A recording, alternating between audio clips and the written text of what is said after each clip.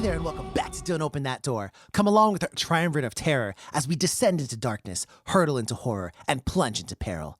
If you've ever put out blood and cookies for Santa, you're in the right place. I'm Justin, and, well, all I want for Christmas is you, dear listener. I'm Nico, and all I want for Christmas is...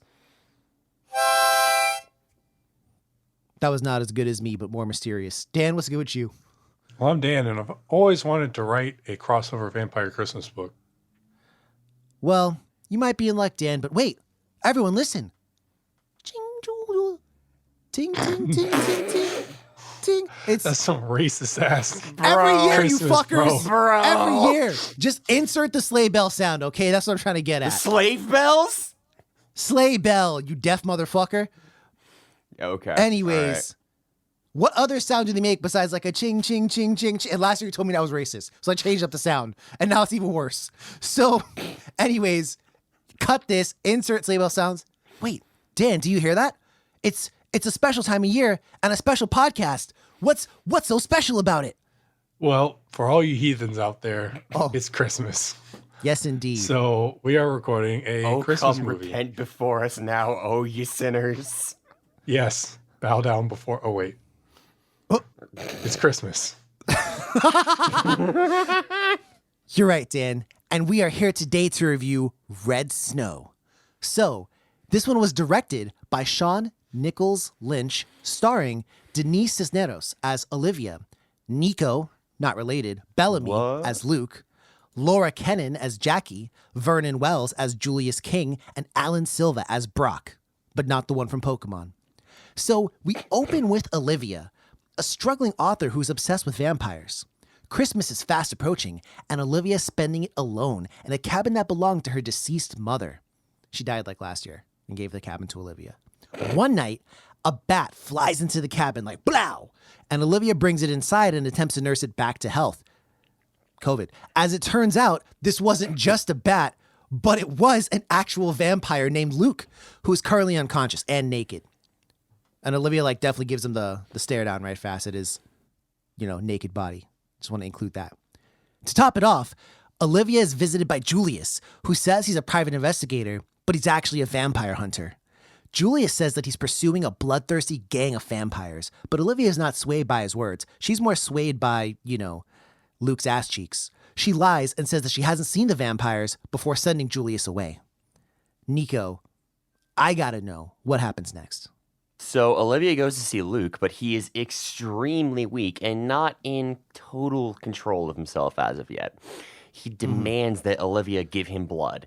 So she hits up her local butcher for just hella pig's blood, just buckets and buckets of it. Luke gorges himself and then calms down and finally begins to talk to Olivia, having sated himself. He tells her that he's one of the last vampires out there, and Julius's organization, the Severon Group, are a fascist organization that kills non-humans, including candy elves. Those candy-ass elves. No, just candy, not candy ass elves. Oh, okay. I'm sorry. Olivia takes this opportunity to ask him questions about vampires, and she even gives him her newest manuscript to read. Unfortunately, Julius is still snooping around, and he sees the discarded bloody containers in Olivia's trash. He bursts into the house and attempts to kill Luke, but Olivia bonks him on the head with a shovel. Wow. And she had way too many fucking shovels. She had 6 shovels and 8 fucking rakes, bro. And she had a whole ass pickaxe right there, and she chose a shovel. Not only did she chose the plastic shovel, not the one of 5 metal shovels. It's Lake Tahoe. I don't know if you guys have ever been cabining in Lake Tahoe. I have. Bro, you don't need that many shovels. That's more shovels than you have arms. But you might have friends, and everyone should be able to Clearly, she does They not. can bring their shovels. That I'm too. just letting you know. There's reasons for it, but continue, Nico. Anyway, so Luke takes this well-timed opportunity to finish off Julius and kill him himself, which terrifies Olivia, and she locks him in the garage and runs away. Unfortunately, not into my arms, but Olivia calms down, and Luke tries to get on her good side by offering feedback as to her book. She lets him out of the garage, and the two spend a nice Christmas Eve together before Olivia turns in for the night. Unfortunately, Luke steps outside and is greeted by Jackie and Brock, two members of his vampire gang. Jackie and Brock pretty much manhandle Luke and chase Olivia out of the house, telling her that they will kill her if she ever returns. Then the trio head off and just kill some humans. While that's going down, Olivia, who managed to get into Julius the Vampire Hunter's SUV, calls the Severon group and realizes that Luke tricked her. He's not like the last vampire, and there's no such thing as candy elves. He really is a bloodthirsty vampire, though. So armed with the vampire killing gear from Julius's SUV, she swears that she will kill the vampires. And now we go to our Christmas present on the podcast. Dan, how does this movie end? Well, ching, ching, ching. It's Christmas morning. I hate this. Insert bells, please. Well, what do you know? It's Christmas morning, and Olivia launches an attack on the vampires living in her house. She kills Brock, but Jackie gets the best of her and is about to kill her when Luke intervenes, saving her. Jackie splashes Luke with some holy water, but then Olivia kills Jackie. Olivia interrogates a helpless Luke, asking if he ever actually cared for her, and he responds that he did. But she shoots him anyways after seeing a sweater that she gave him for Christmas that is covered in blood. We then get a time skip of about 10 months, where we see that Olivia is now a successful novelist, having just released a new book titled Seasons Bleeding. She returns to her house, where we see that she keeps Luke tied up in her garage. He is barely conscious and starved of blood, and we learn that she keeps around for inspiration and to review her manuscripts. The movie ends with Olivia pouring blood all over Luke as she smiles. The end. Well, that was a somewhat sadistic ending. And I guess I'll go to a sadistic person to lead here. Nico, how Justin. does this movie look? Yeah, Justin, how does the movie look? Sadistic person over here, and I'm the baby angel of the podcast, so clearly you can't be talking to me. Can't Uno reverse me. I'm asking you, how's it look? I'm not Uno reversing you. I'm giving you dose 2 of these ones. You do it. Okay, fine. For Christmas, I will. I will go first, which I never do. So I think the movie looks well enough. It's clearly an indie flick, so you got to take that into account. I definitely burst out laughing when the bat, air quotes, hit the cabin. Yeah. Because that joint looked quite hilarious, to be honest. But I think that's kind of partially the point, because this movie does make fun of itself several times over. And I don't know. I liked the actors involved. The blood looked nice, which is always a plus. And I think they worked well within their budget. Dan, you're a Christmas scholar. How does this one look? I thought it looked pretty good. I echo most of what you said.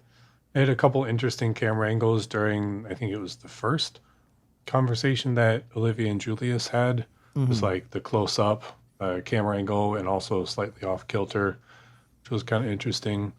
I don't have too much to say. I thought it looked good. You pagan heathen Nico. How did this movie look?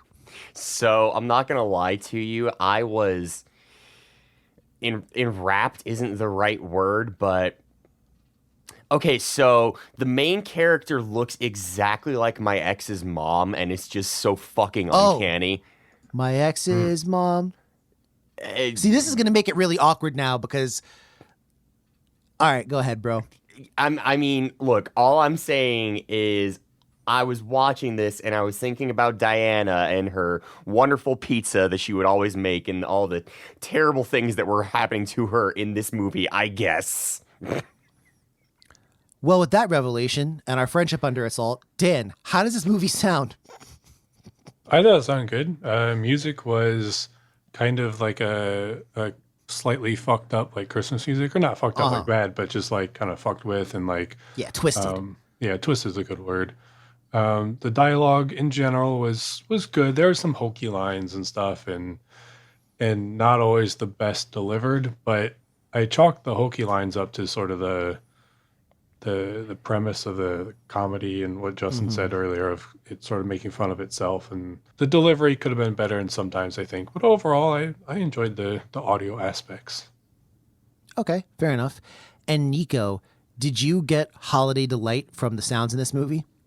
I did, and the occasional parts where there were music were usually done, or not usually, where they were done well. I thought the soundtrack was good, and all of the effects, while certainly there wasn't anything mind-blowing, it was well done for what it is.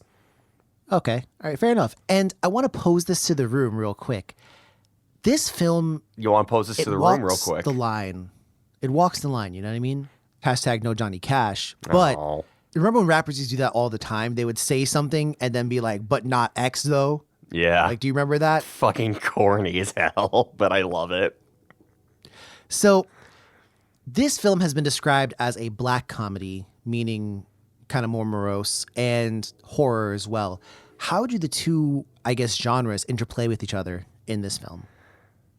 I'm not gonna lie, I didn't think of it as being a black comedy until the last like 5 minutes. Like, I don't know. It seemed all very straight ahead, and yep, this is just a vampire movie. This lady's gonna get her revenge, and surprise, surprise, she did, comma, and then some. Yeah, and we'll talk about that for sure. But Dan, did you think this horror comedy was equal parts horror and comedy, or did one part maybe slip out ahead of the other?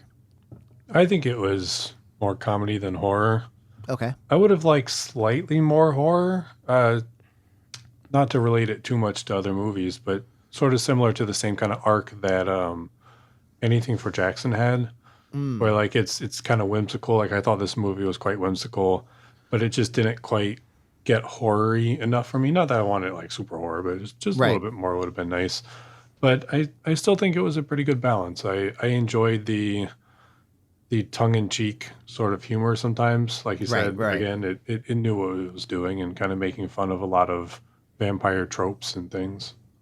Right. And, you know, that's kind of also what I wanted to talk about a little bit, because this film, you know, every vampire movie, we talk about this because every vampire movie explores the mythos differently. The vampires in this movie, they follow some of the rules that we were used to and some of the rules that we're not used to. So, for example, it seemed they never said it outright, but it looked like the vampires had to be invited into the house, because there's a part where I keep forgetting his name. I keep wanting to call him Ethan, Luke. but his name is Luke. And Luke, he goes into the house and then his two comrades are like waiting to be invited in before they enter. And that's a cool little nod to, you know, of course, vampires must be invited into the house. But they also said that sunlight feels like being kicked in the balls over and over again. So it won't kill them, but it just hurts like fuck. And they prefer not to look at a cross, but it's not going to hurt them. Although holy water will do a number on them, so long as it's done by a holy man. Do you think anyone's ever died from being kicked in the balls? Like it was just too much and your brain Probably. said, nope, Godspeed? I know that extreme pain can cause like other bad things to happen if you're in extreme pain for long enough. Yeah, I'm just thinking, like, I don't know. Because that shit does hurt, but I can't necessarily compare it to being burned alive. So, I don't know. Well, try both and let me know. But Dan, what did you think about the way vampires in this movie acted compared to how they normally are in other movies? I liked it. I almost made it a game to myself of like, what mythos are they going to follow or whatever. And right off rip, when the bat hits the window, I was like, okay, that's a vampire. Yeah. And then she brought it into her house. I was like, okay, well, I guess that counts as being invited in. You know?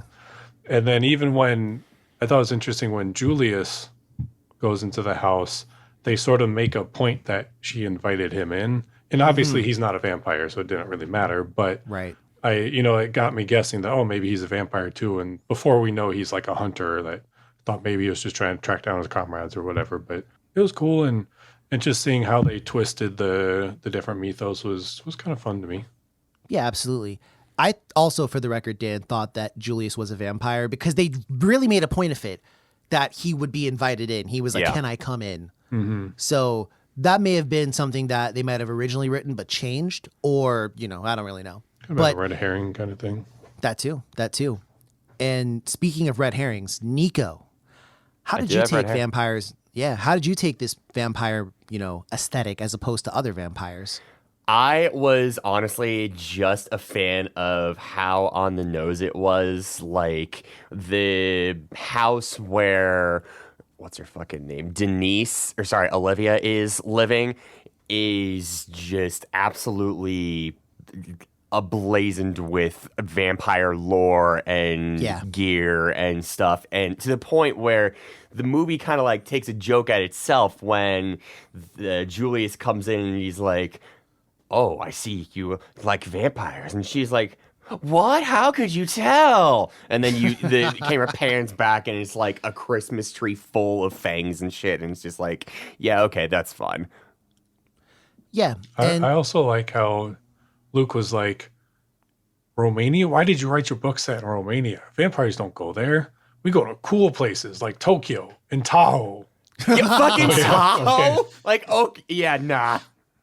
yeah, he's like, we're in like Tokyo, London, Tahoe. And I was like, oh, I see. Yes, that classic lauded city featured in all of the rap songs ever. True enough.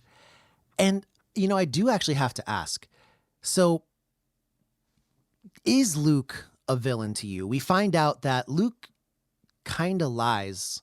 He tells Olivia that he's like maybe one of the last vampires. He kind of calls himself the last fucking samurai.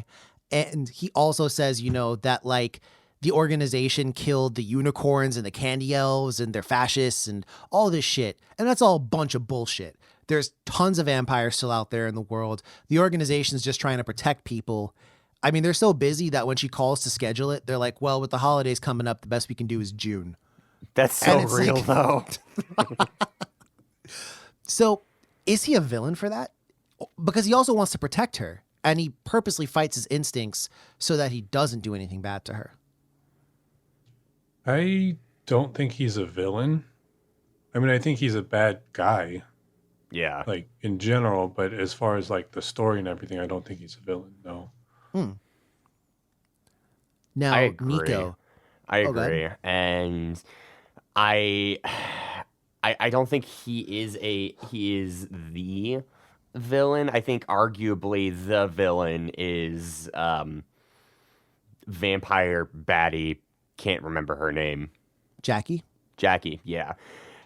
She's the clear antagonist here the most in terms of just narratology and everything, but like I also can't help but I never thought of anyone as a villain besides her. Like, even though our protagonist makes such a wildly evil turn, like, holy shit. Hold your thought. That's the next one. But hold that thought. Okay. So you don't really see anyone as a villain outside of Jackie. Right.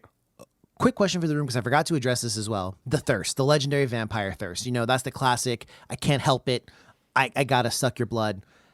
We do see that pig's blood is kind of a substitute at times, and vampires can withhold themselves, but we see when he being Luke, actually drinks the blood, he almost lets out like a sigh of like satisfaction and relief, because that pig's blood wasn't doing it for him earlier.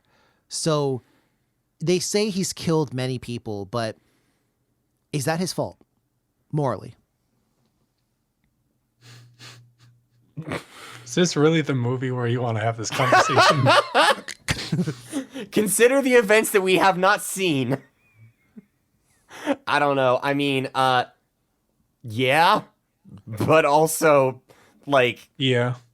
yeah. I'm going to say yes because yeah. he does also allude to the fact that he doesn't have to kill people. That you can drink people's blood without killing people. True. So that could have been a lie. I don't know. But, he doesn't have to rip people's heads off and drink their blood.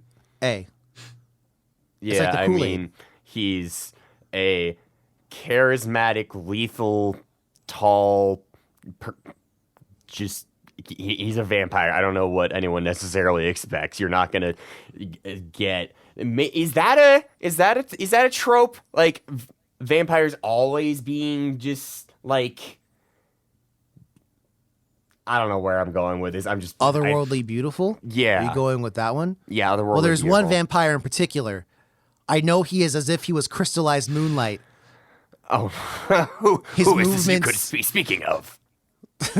Of course, we know well Vampire Hunter D is supposedly the most beautiful thing ever. But yeah, vampires are typically, when we consider the more so classic-y vampires, like, you know, Carmilla, Dracula, those types of vampires, yeah, they're supposed to be really beautiful. Yeah. So it is. I mean, that is on that front. And also, real quick, because I'm a total nerd, this is the first movie I think I've seen where the way to become a vampire, you can only be turned by somebody that was born a vampire. If you were turned by a vampire, you cannot turn others. It feels like they're going to go extinct. Right? I mean, you only have a limited number of vampires who can reproduce. Yeah, imagine a essentially. family where only your grandpa can fuck. That's basically how it works, I Well, guess. no, because so how I understood it was, let's say, for example, I get turned into a vampire by like an original vampire, and then some okay. other chick gets turned into a vampire by the original vampire. She and I can't turn anyone, but if we fucking have a kid, that kid would be able to turn people I think about because that kid Okay. was born a vampire. Oh, shit. Yeah, interesting. That would suck. Your parents are more powerful than you, and your son's more powerful than you. So you just suck. Yeah, I mean, it's interesting to say the least. And I guess we got to talk about it now. The ending. What the fuck, Nico? Why is this a thing? What a turn from the rest of the movie as well, right? Yeah, just completely and utterly. Like, obviously, this is.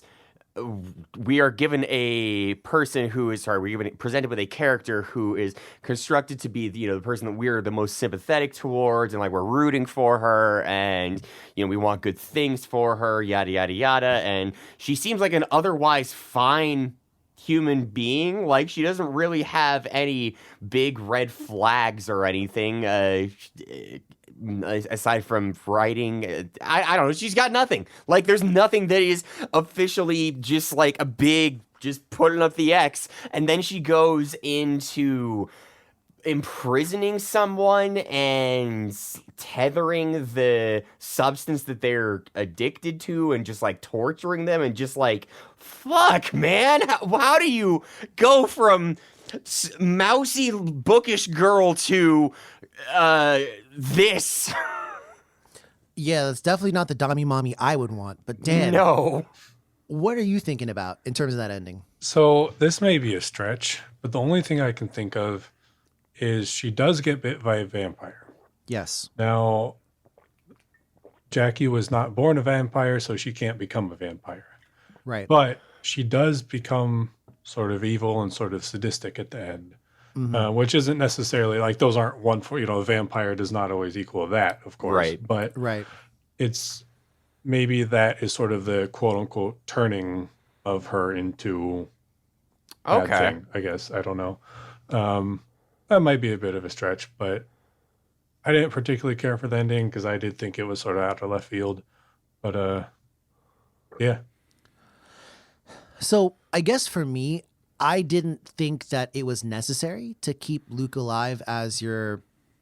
I've seen online they describe him as a muse, but I don't. She describes them as a muse too. Yeah. Yeah. Like, I don't know. I don't really think that's necessary because he kind of told her the basics, and he kind of fed her a line for the most part. Like, he was like, "Oh, you got a really strong voice," and like, I don't know. I feel like that compliment is rarely ever genuine. Like, that's a really easy thing to say when you don't have anything good to say Yeah. about someone's work.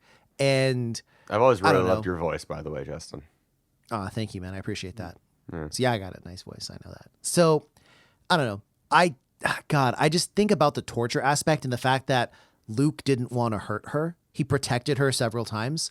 So I don't think he deserved that. Like, I thought that was totally undeserving.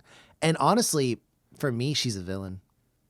Like, she's a full-blown villain. Like, if anybody kidnapped someone and started torturing them, you would call them a villain. Unless they had like a real good reason to do so, and she doesn't. It's for financial gain. I don't think she's a villain because I would think that this is her origin story as a villain. but I don't think she's a villain in the movie because 98% of the movie she's good. And it's I mean, only the very fair. end. So I see your point. So I definitely think by the end she's become a villain, though. yeah. So I now want you all to kind of think about something here real quick, which is we're going to fight these vampires, right? Now, this is a two-part what would you do? The first part simply being is if you were to fight these three vampires, let's say, you know, we're all hanging out at the house and all of a sudden the vampires show up and like, now we're about to fuck you guys up. And you knew their weaknesses. What would be your weapon of choice? You can't have holy water, though. That's the one thing I'm going to tell you. No holy water. So I'm just gonna get a real quick bundle of sticks because that fucking finished one of the vampires in this. Like, True. as menacing as they are, and you know, they're near perfect predator almost kind of sense of, I don't know, grandiosity that they try to put on, like. At the same time, literally a bundle of sticks was somehow able to finish off one of these things. Either, like, that is the most, you know, critical hit multiplier times a million would, or they have, like, tissue paper for sternums as vampires. Maybe that's their one weakness. Maybe they're just very, very fragile in this one section. Well, yeah, all they drink is blood. They don't get much calcium. That's No true. milk. Damn. That's true. Got to supplement that. Dan, what's your weapon of choice against these vampires? So I would use that crossbow she got, except Yes. I would also take the garlic from the dude's car and like smear Oh. the bolts in garlic. Oh. Ooh. But my main difference would be the strategy, right? So she sneaks into the house Right. and she sees one of the vampires, Brock, sleeping on the couch. She gets this big brain idea to wrap him up and take him outside into the sunlight and then shoot him from 20 feet away. Like, bro, how do you expect that to not wake someone up? I'm sorry. Well, but also instead of shooting him from 20 feet out of the way, out from dragging him outside, I would just shot him point blank. He's asleep on the couch. What's he going to do? Like, Yeah. I have no chance of missing if I just shoot you in the heart directly. And then Jackie wouldn't have known. I would have done the same thing to her. Yeah. Yeah. That's pretty accurate. So to be honest, these vampires didn't seem like they had the scene where they showed off their strength, but I mean, we see a part where Olivia pushes Jackie off of her. Yeah. So Yeah. I was like, Almost okay, like, comically so. Like, there was no Yeah. struggle. and I get it. Like Jackie probably let herself get pushed off a little bit, but I probably would have, like Dan said, crossbow. I would actually go with like, I don't know, just like a spear. I feel like a spear would do the job. Cause what you gonna do? I mean, literally that dude got shot with a crossbow. He's a vampire. He got shot with a crossbow and it took him days to recover. It was dipped in holy water, but still, like, come on, man. Come on. You can do better. Speaking of the crossbow, real quick, why do you think they felt the need to include the scene where she goes into the trunk, takes out the crossbow, and fires it into the woods? Like, the editing there was not great because you could see, as soon as she pulled it out, I was positive they were going to make the shot because they like zoomed in where her hand was. And I noticed it wasn't on the trigger and then suddenly cut and it is. And then it fires. But scene ends with her screaming and nothing really happens. So just like, why was that in the movie? Good question. That's one of those things where I feel like that might have just been something that made it past editing or something else like that. Cause you're right. It does seem slightly disjointed. Yeah. Now my second part to what would you do? The mysterious organization that Julius works for, the Severon Group, knowing that they hunt vampires and possibly other paranormal entities, he offers her the chance to join and she refuses, saying she prefers to be an author. What would you do? Join or not join? I mean, if I was her in her shoes with her newfound morals, I'd be like, hell yeah, let's fucking go. I've already got one in my basement. Like, bro. So I would say no for two reasons. One, Okay. when I needed you the most, Oh shit. you said 6 months. We'll be there in 6 months. And two, the reason why they took 6 months is because there's thousands of vampires and they have limited resources, right? Right. That sounds like you're going to be overworked and underpaid. So I'll pass on that. Yo, actually, Julius was dressed pretty well. I'm assuming they probably are just a very, high. It's almost kind of like when, you got to see a specialist, like you fuck up your knee or something and you got to go see like a specialist for your knee. And it's like, oh, the soonest you can see a specialist, like 3 months out. Like, okay, thanks for that. I'll just suffer with my knee pain for 3 months. And they'll give you some Tylenol. And then basically like you get there and like the specialist is this chillest, calmest, like high paid motherfucker. It's like, damn, bro. So I feel like that's how they are. I feel like they're more so just like, yeah, there's a lot of vampires, but we take our time. We have elite agents. So, yeah. Top Also, men. kind of disrespectful that Julius was apparently like a badass vampire hunter, but he gets bonked by a shovel and never recovers from it. It's like, damn it. But real quick, I want to ask. We picked this as our Christmas movie. Peek behind the curtain, dear listener. Controversy. There were other movies that could have been Christmas movies, but we decided on this one because those other movies weren't Christmassy enough. But my question is, scale from 1 to 10, how Christmassy is this Christmas movie? I'd say like a 6.5 or 7. Like it has Christmas in it, Yeah. but it doesn't have the Christmas spirit. If that Yeah. makes sense, Yeah. Like Yeah. it's a Christmas setting, and there's definitely like Christmas music, kind of twisted music.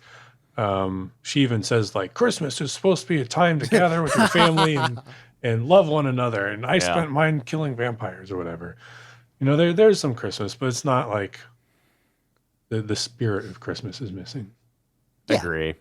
Well said. And for me, if like a film like Krampus or something is like a 9 or a 10, you're right. To me, this sits around like a 6-ish, 7-ish. Yeah. But now I want to know what you guys think. What does this movie have on Rotten Tomatoes from the critics? Use your inner eye, peer outwards onto the internet, and tell me what this movie has. I truly have no fucking idea, but I had good luck with this last time. So let's go time code baby 46. I'm going to Dan? say 52. You're both wrong. Oh. But Dan, you are less wrong. Ah. This one has a 75% Wow. from critics on Rotten Tomatoes.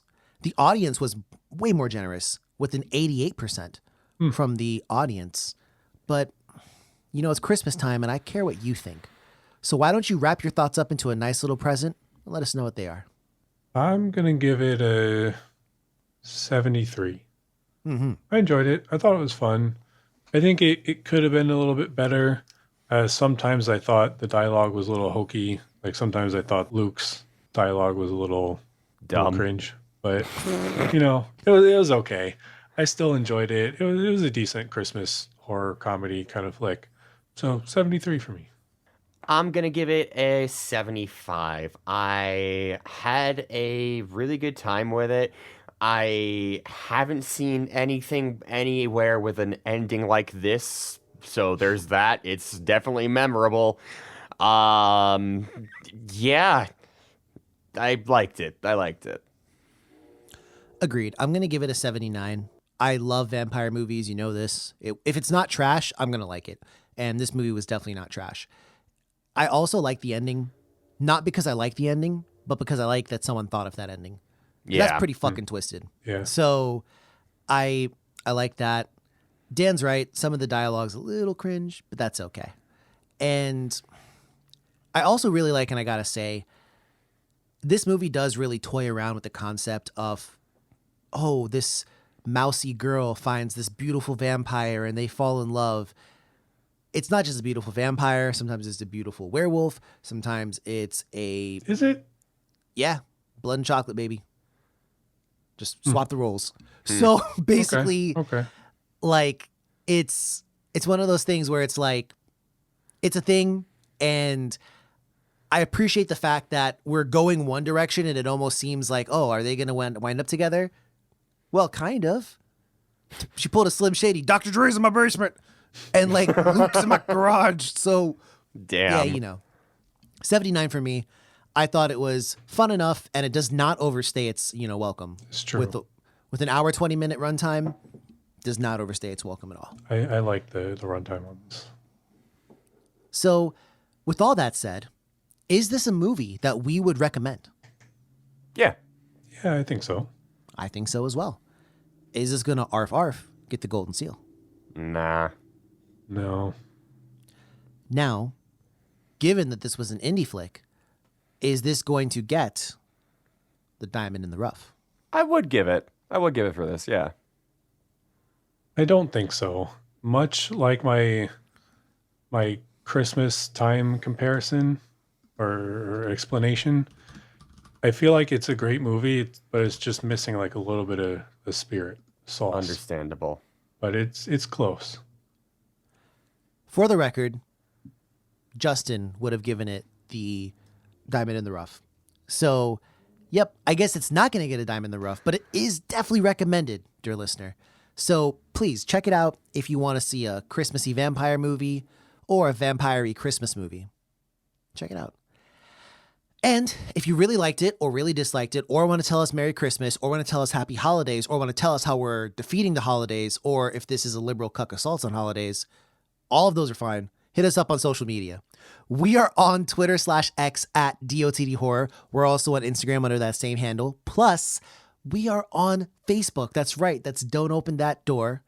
And you can check our website to get everything we've done, which is dotdhorror.com. Plus, if you want to give us a real Christmas present, you can like us, you can recommend us wherever your streaming platform of choice is, because we want to spread the DOTD love.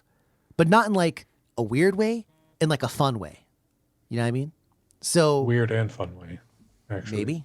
maybe. Knowing this podcast, it's definitely weird. Probably. Well, from all of us here, it's been a long year. Next episode is obviously going to be the start of a year. So looking back, the crew had disappeared for a little bit, but we're back. We're strong like He-Man. You know what I mean? I have not Nico. And Damn. I really think, we're grateful. We're grateful for the support, and we hope you, keep rocking with us. So we wish you all warmth on these cold, cold winter months, unless you're in the southern hemisphere. Cold in the day. In which case, good looking out, I guess. Have a happy holiday if you don't do Christmas. Have a Merry Christmas if you do Christmas. And if you're a pagan, I'm sorry they stole your shit. But as always, dear listener, don't open that door. Bye.